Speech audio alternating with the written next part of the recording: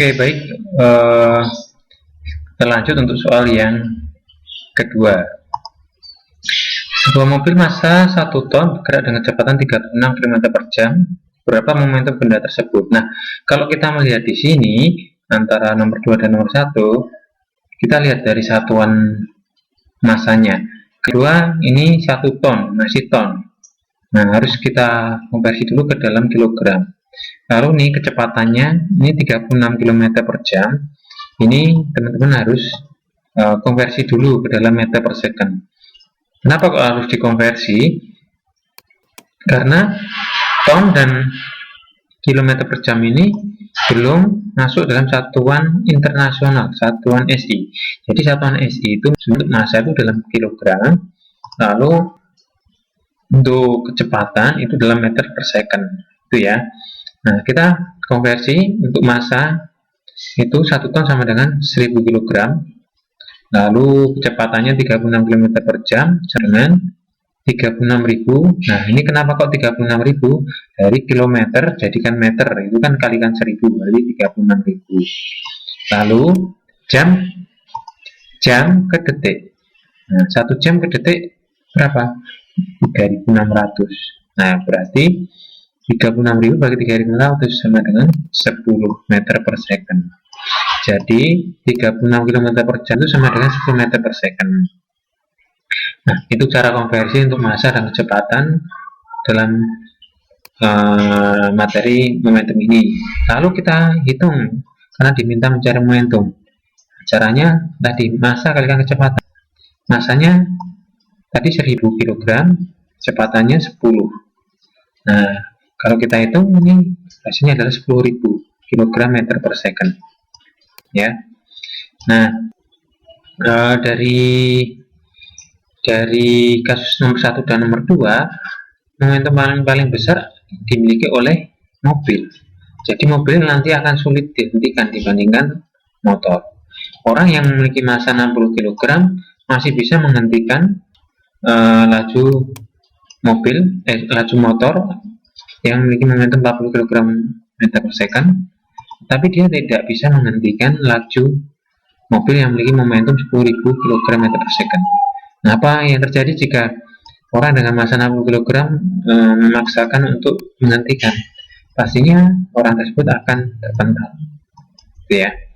Nah, lalu kalau dalam penilaian ini, kalau nomor 1 betul poinnya 3, kalau salah 1,5. Nomor 2 juga sama, kalau betul poinnya 3, kalau salah 1,5. Itu. Ini konsep dari momentum ya. Jadi sekali lagi, momentum adalah ukuran keseluruhan untuk menghentikan laju benda. Ya, kalau momentumnya besar, pasti akan sulit dihentikan dibandingkan momentum yang kecil. Itu tentang momentum. Nah, sekarang kita masuk ke impuls. Nah, impuls. Oke. Ini impuls itu apa toh? Nah, impuls itu sama dengan perubahan momentum. Maksudnya apa toh? Jadi kalau misalnya motor sebelum sudah bergerak itu pasti momentumnya berbeda. Yang berbeda apa? Yang berbeda adalah kecepatannya. Jadi sebelum bergerak dia kecepatannya kan 0. Nah, setelah bergerak dia memiliki kecepatan tertentu. Nah, terus massanya apakah berubah? Massa itu tidak berubah. Ya, massa sekali lagi tidak berubah walaupun kecepatannya berubah. Ya. Nah, makanya dalam konsep impuls itu ada hubungannya kalau suatu benda diberi gaya dengan waktu tertentu, maka hubungan impuls juga diberikan dalam hubungan gaya kalikan selang waktu. Nah, sekali lagi impuls juga masuk besaran vektor, jadi dia punya arah ya. Momentum tadi juga besaran vektor. Lalu di sini berdasarkan penjabaran konsep perubahan momentum itu kita bisa jabarkan impuls sama dengan momentum akhir dikurangi momentum awal. Nah, Nah, momentum sendiri kan hubungannya massa kali kecepatan. Nah, maka kalau kita tuliskan massa kali kecepatan akhir kurangi massa kali kecepatan awal. Nah, massanya ini kan sama berawal dan akhir. Maka kalau kita tuliskan secara matematis jadi massa kali kecepatan akhir kurangi kecepatan awal. Nah, di sini kok ada tanda min. Nah, sebenarnya soal itu kan di modul aslinya kan nggak ada. Nah, kenapa?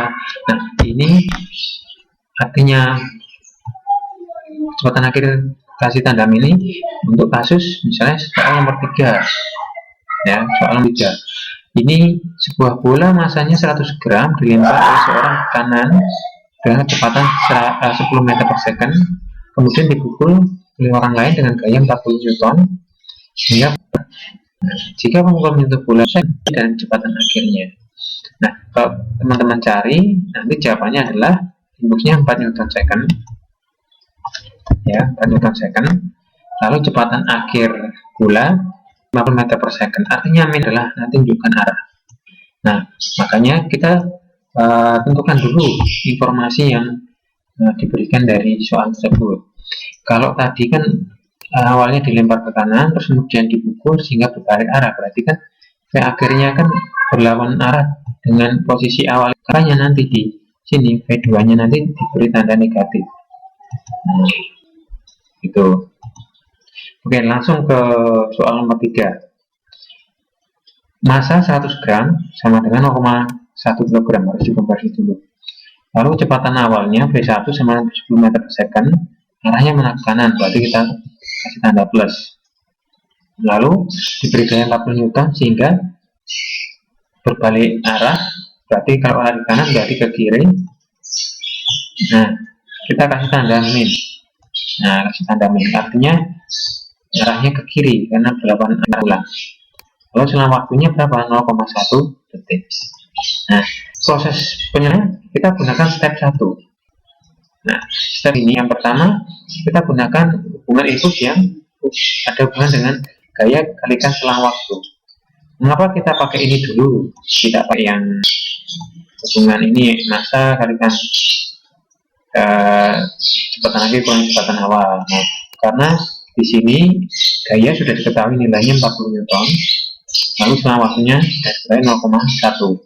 Nah, maka kita dulu. Nah, hasilnya adalah 4 Newton second. Nah, setelah step 1 ketemu impulsnya, kemudian kita masuk step kedua. Step kedua adalah I sama dengan massa kalikan min V2. Nah, tadi min V2 karena berlawanan arah.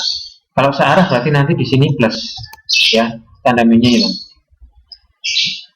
Nah, nanti berarti M min V2 min V1 sama dengan I-nya tadi 4 kalikan massanya 0,1 kali min V2 min 10 karena artinya 10. Lalu ini 4 dibagi 0,1. Kenapa kok dibagi? Karena ini perkalian. Nah, ini perkalian. Maka 4 bagi 0,1 sama dengan yang kanan tinggal min V2 min 10. Nah, hasilnya adalah 40 sama dengan min V2 min 10. Nah, min 10 nya pindah ruas ke kiri, jadi plus 50 tambah 10, 50 sama min V2, berarti V2 9 min 50 bagi min 1. Hasilnya adalah min 50 meter per second. Berarti arahnya ke kiri, jadi lebih besar daripada kecepatan awal 5 kalinya, cuma arahnya ke kiri. Gitu. Untuk kasus soal yang nomor 3.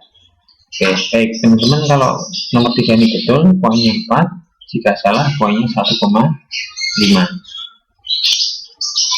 Oke.